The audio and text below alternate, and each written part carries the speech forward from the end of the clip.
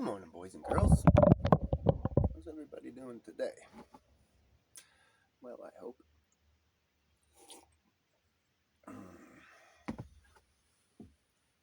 So, let's talk about end time prophecy.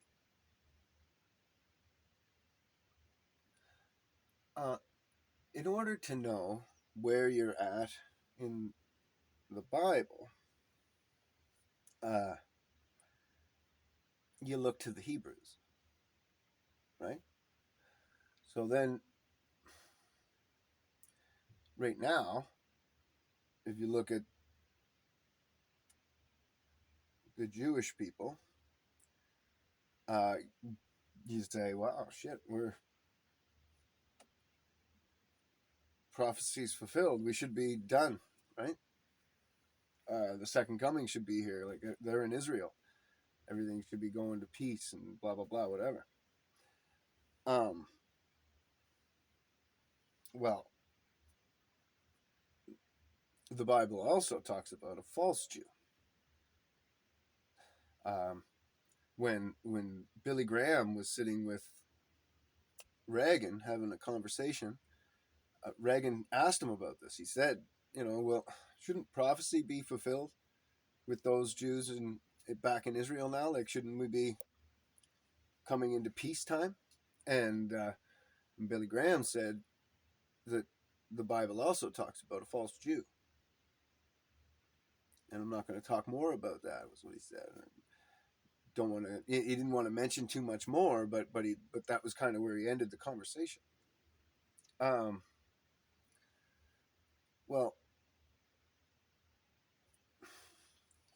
then we also have in the Bible, it says that Edom will be here to the end of the world. It'll be the end of the world. So, and then we're told that Edom's extinct. And then we're told that these people that aren't Jews are in Israel that are the Jews, right? So who are those people? Where is Edom? Well, you can figure all that out. And you can find out that they are Edom. During the Maccabees, they were converted, and that from that time forward, they were no different from Jews. Yeah. Anyway, so if they're not the Jews, who is? Well, who's been attacked the most recently? Which societies are oppressed the worst and destroyed and immediately kept down or whatever? We could say, well, Africa. There are constant wars, civil wars, all these rogue generals doing all this horrible things, and it's just applicable state, the blood diamond trades, and all this other shit.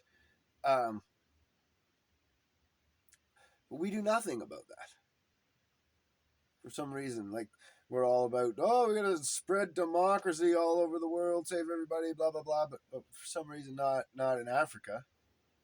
Doesn't matter there, right? So something going on there for sure. But they're not slaves by any means, or anything like that. They're not in a second Egypt. It's very unprosperous over there. They're in something else. Punishment, maybe. See, with the Hebrews, God sets out a punishment, and he'll say, you're going to be slaves to Edom now, and all your money and all your work is going to be for their benefit. And then, so that happens, and then Edom gets on high, or whoever, right? It doesn't have to be Edom. It just is in this case. Gets above them, and then they go too far.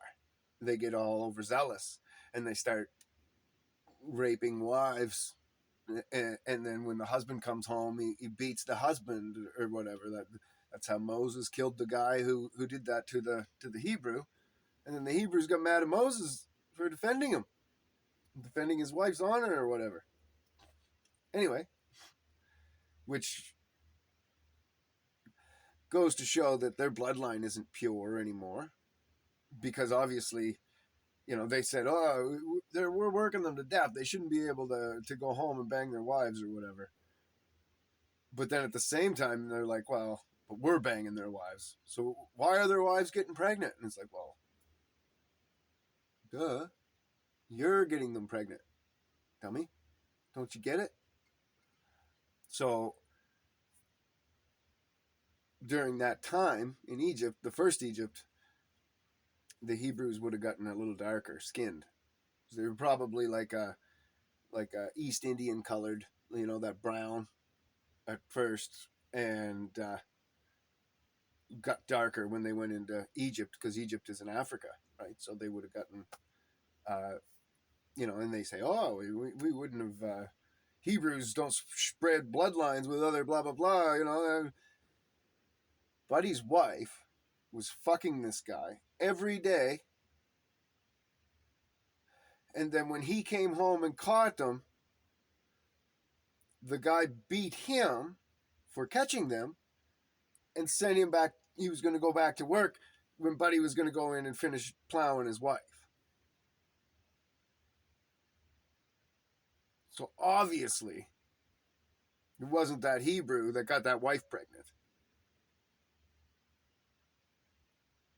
She was probably disgusted with herself from being raped all the time and wouldn't want to be touched by anybody. Yet, her husband, who's letting this all happen to her, even though he's supposed to be the protectorate, but he's not the protectorate. Now it's this other man that's the alpha. So she's going to actually be more attached to that man because he is the alpha and stuff, right? So anyway,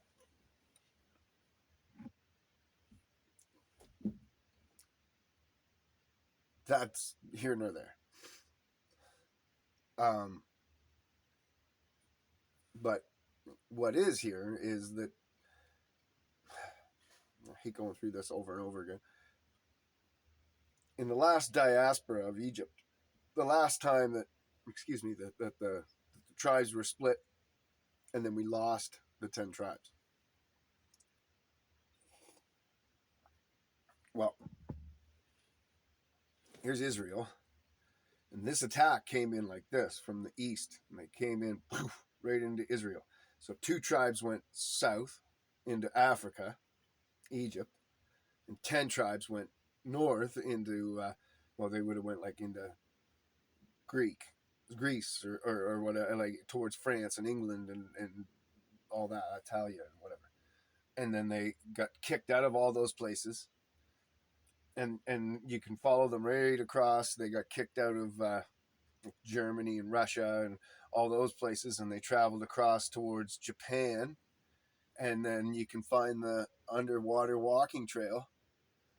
It's just under a little bit of the ocean right now, but if the Grand Canyon was filled in and say the mouth of Quebec was filled in going into New Brunswick, that would be enough water out of the ocean, right? Because with the Grand Canyon filled in, you bury 3 whole states. With New Brunswick filled in, you bury underwater, very, very underwater. You bury all of Quebec and all up in through northern Quebec, and then you make a massive ocean basically on that side, because it would go right up north, and then it's already water up there, right?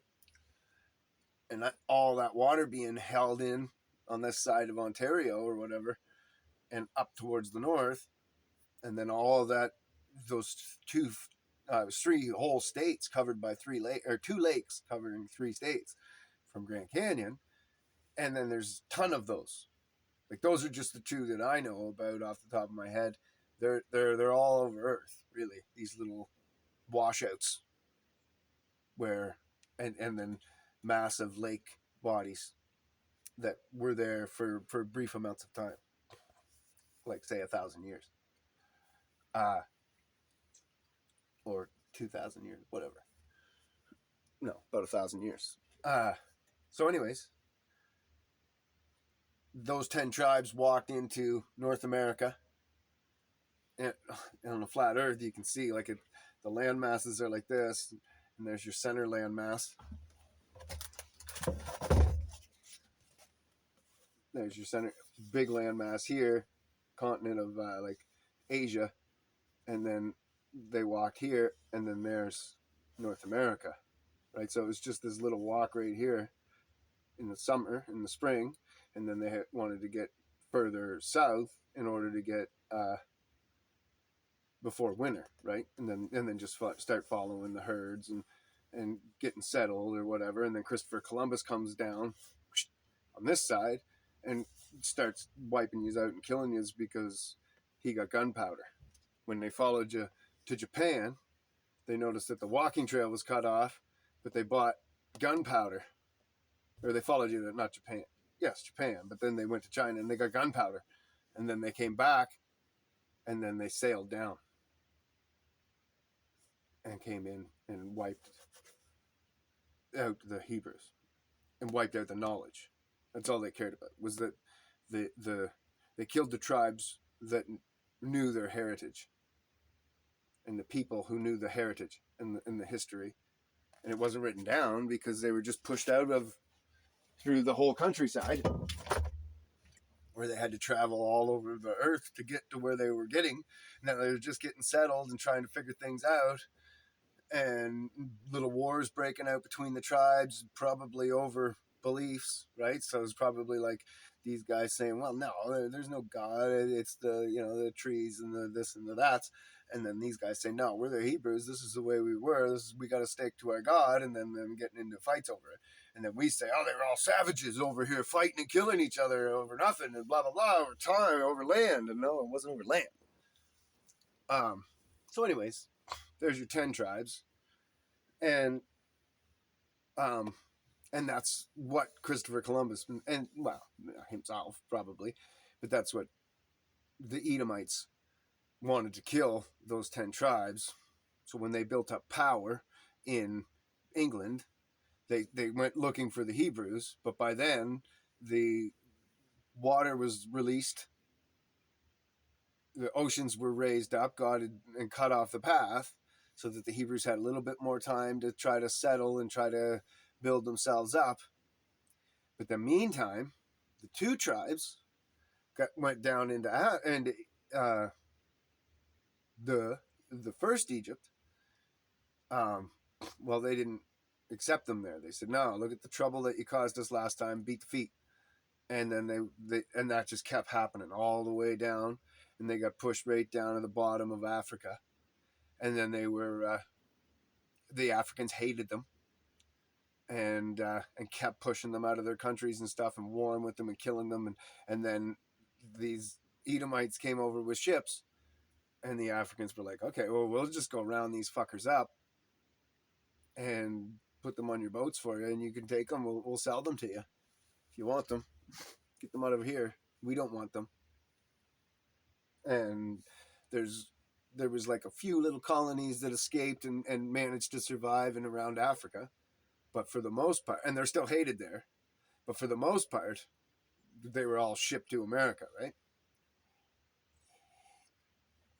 Okay, so the word Egypt actually means bondage or slavery.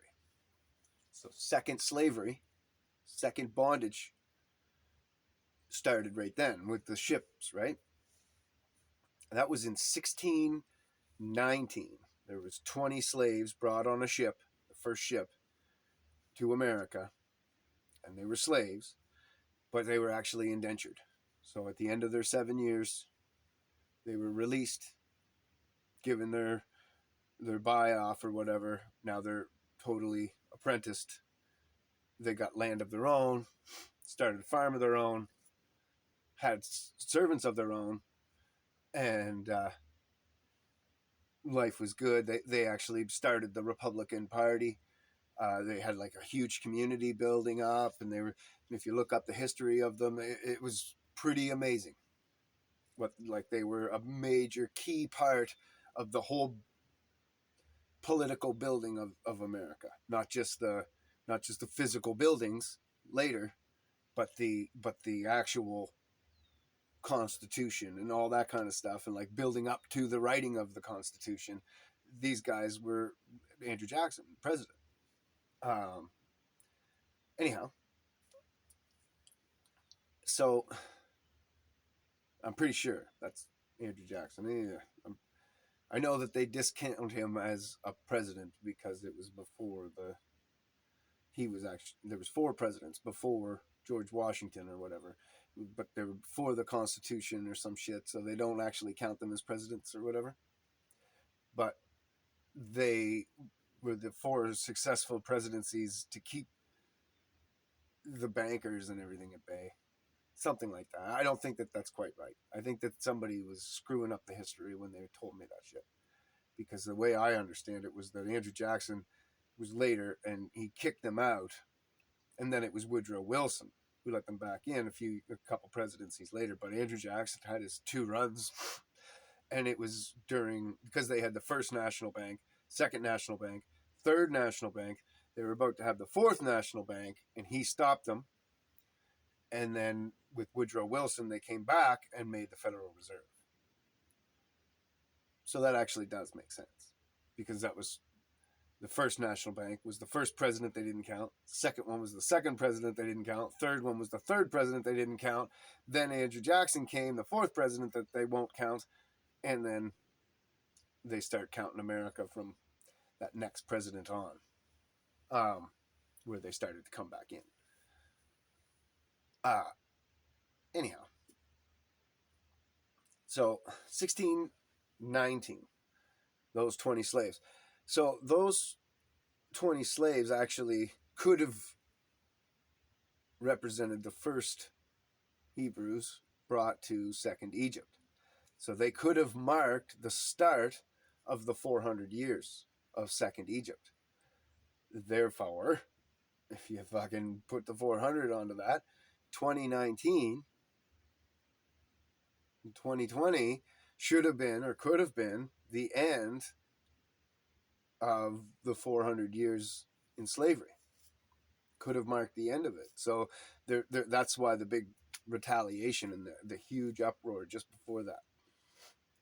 But that wasn't it, because those were indentured servants, and that was all fine. And like I said, they went on to become big landowners, and they had the Republican Party, and they were building up. So in 1630, a particular slave, I don't remember his name now, he was sent to this farm, and the farm sucked. It was a shithole. But he served his 7 years, and then Buddy wasn't going to release him. So he had to fucking run away.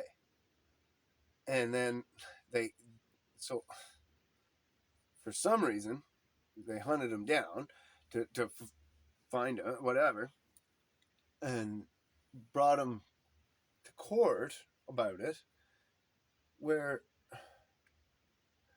they sentenced him to serve the rest of his life back on that same farm that he had to run away from after serving his indentureship. And from that moment on, in 1640, all the rights for Israelites, Hebrews, in America were stripped away, and they started to change their heritage, take their heritage away, separate the families, and just totally, well, you know the history. It got brutal, right? So that slave marks the start of the end. That particular man. Now, is it going to be 2030? Because that was when he was sent to that farm to start his indentureship. But his indentureship was 7 years, and he served it. And so would it be 2037 that would be the end, because it was actually 2037 that he had to run away from that farm, and that was the end of his indentureship. So that was actually when his rights were taken away. He was had to go into running and hiding for years. Or, and this is my belief, 2040,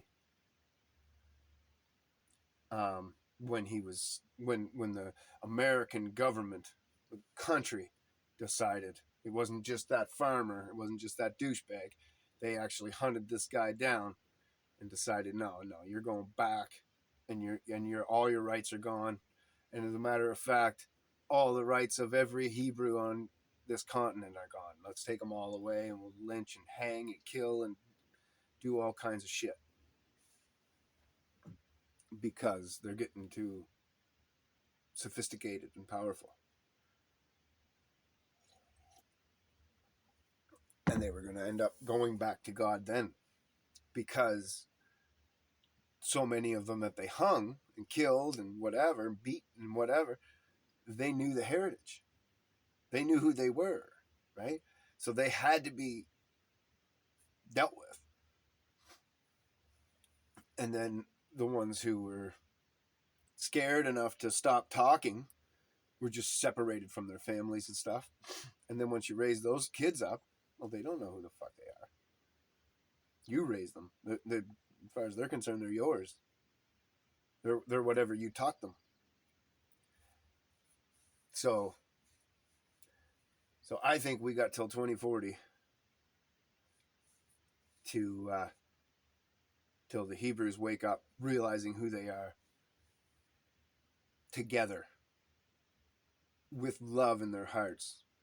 Ask God in one voice to come down and change things. And then he will. Now, everybody thinks that God's going to change things by, I wonder if I can get away with that.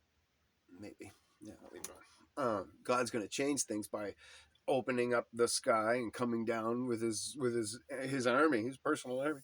And there's a good chance of that, but there's an equally good chance that was misinterpreted through translations to make us think that we personally don't have to take any responsibility, that we just leave it all to God. But and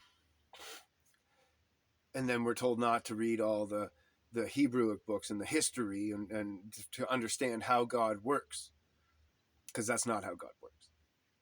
Not at all. Now, this is the end time, so it could be a little different for sure, right? But every other time, God has picked some people, inspired them, and changed the world through them and made something new. And he says that when Edom's rule ends, Jacob's rule is going to begin. So it stands to reason that there's going to be, the world's going to stay. It's not like he's going to come down and make Eden again.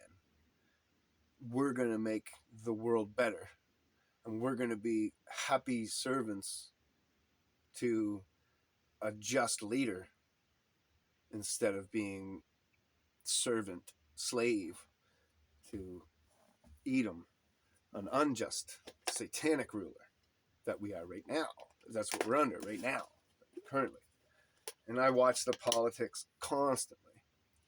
And all these people, Donald Trump, or up here up north here is Pierre.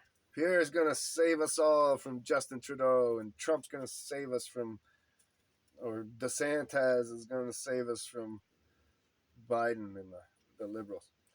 See how that all plays out. They're all buddies. And I think even Trump's their buddy. He hides it more so that he seems like a wild card or whatever. Anyways, that's all part of the plan. But These guys are all buddies. You don't get to the top of a corrupt political system without being corrupt yourself.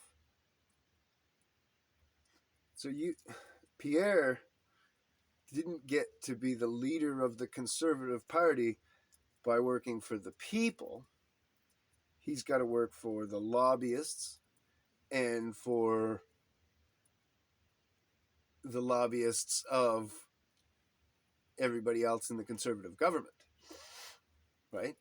Because as this Conservative leader, that Conservative leader, that Conservative leader, they're not going to push you as their leader unless you have the same interests in mind that their interests are. And chances are it's all the same checkbook or group of checkbooks paying all the conservatives. And then it's the same, maybe slightly different checkbooks paying the liberals, but all those checkbook owners go to Davos together and sit shoulder to shoulder and make a plan and then go back and enact that plan. Right? So no matter what you can try to say, oh, this politician's going to be our savior, our hero, or whatever. Okay, the Conservative government, what they'll do, and what they've always done, is they'll stop the liberal progression towards socialism. But what they'll never do is go back towards a republic. So they'll stop moving forward on kid strippers, say, just for an example. But they're never going to move backwards. Oh, with guns, right? They'll stop trying to take your hunting rifles, but they're never going to give you back your handgun. Right? They'll stop trying to take your hunting rifles, but they'll never say that you have the right to use any guns in self-defense against a criminal with a gun.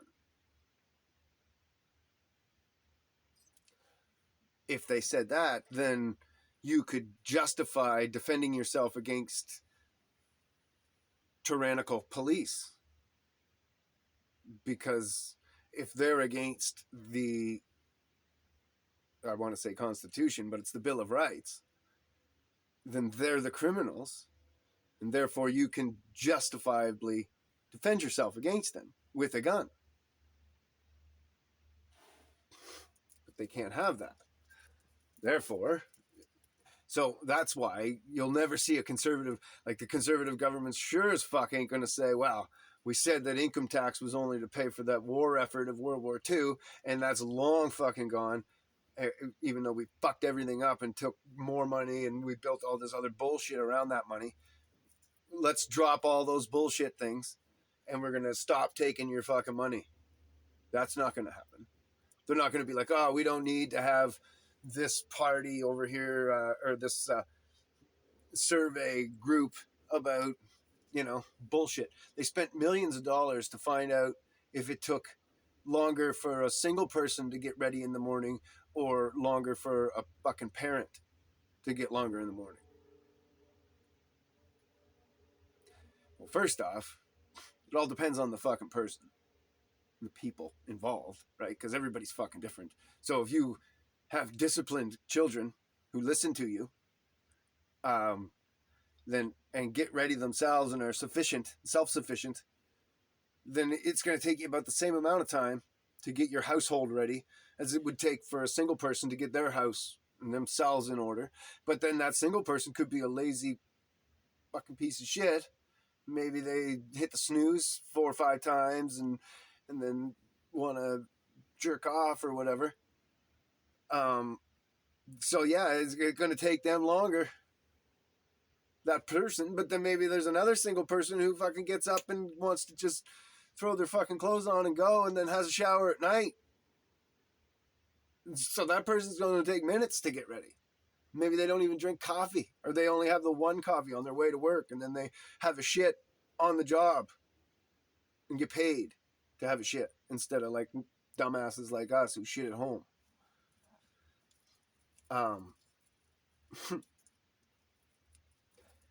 so the whole thought of it is ridiculous. Like, to even try to answer that question is fucking ridiculous. And why would you want to? Right? And there, I just answered it. I didn't need a fucking survey. I didn't have to call people. I didn't need $1 million. I just fucking answered it for you. Depends on the fucking people. What the hell is wrong? Right? But it was just to squander money. Right? And then them being able to donate my fucking money to charities. I don't care. Like, let's say that, like, because Justin was doing it, and then he was giving it to the charity that his mother-in-law and brother-in-law and his wife all fucking worked for, and they were flying all over the fucking world for free on our dime. And or if it's an actual fucking charity that's helping people, it's none of your fucking business to do that. If you want to give charity, you do it out of your own pocket. And if I want to give charity, I'll do it out of my own pocket. But don't you fucking steal my money and then give it to your charity. That you What if I don't fucking approve of your charity?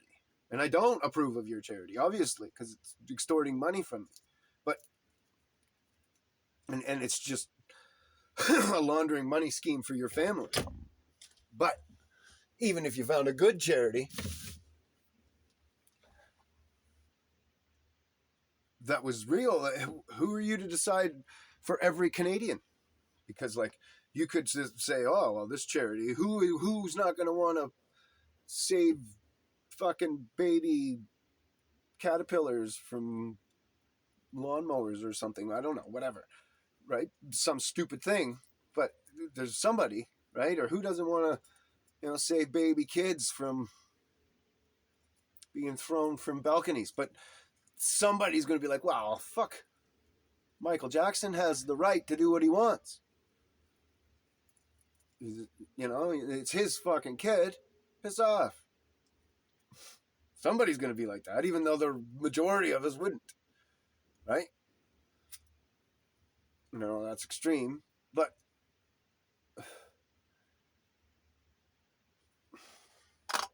has to be extreme to get the point across. Anyway.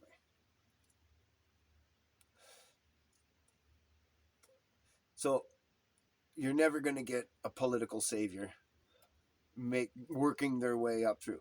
It's the only reason that Trump kind of seems like he could be a political savior is because he didn't work his way up through. He just jumped in and started swinging his fucking dick around.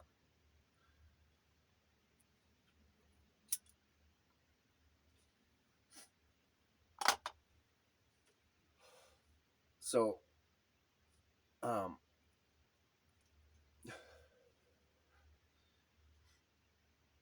so it seems that way. But who knows? He did a decent amount of good in 2 years with the energy stuff.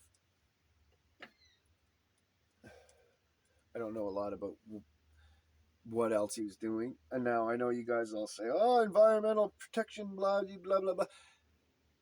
That's how you bankrupt a country. All that EG fucking, all that stuff that they're doing. Look at what they're doing to countries. Like they're making them into third world countries by going to these fucking green plans or whatever. So that's not to save us. That's not going to work.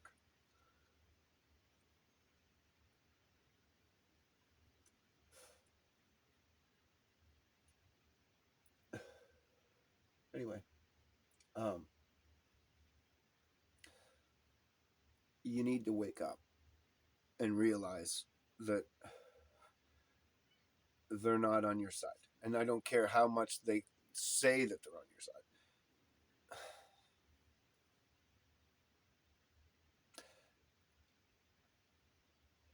How many criminals do you know who say that they're criminals? Right? Usually, the people who are the weaselly, scammiest are really likable when you first meet them and stuff. Talkative and likable, and they can small talk and shit.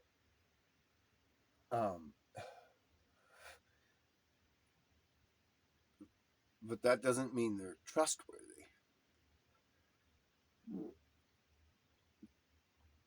There's a big difference there where they're from. Oh, I hope that I hope that the sound was coming through after all that. Just because someone's likable doesn't mean that they're trustworthy. And someone who's trustworthy isn't necessarily likable, and actually probably is harder to like.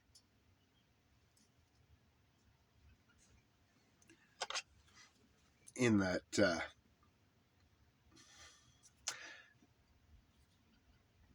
they're going to have lines they don't cross. And when you cross them, they're going to say, no, sorry. No. Rein your life in, rein the conversation in, or rein, whatever it is, or, sorry, I don't want to be part of that.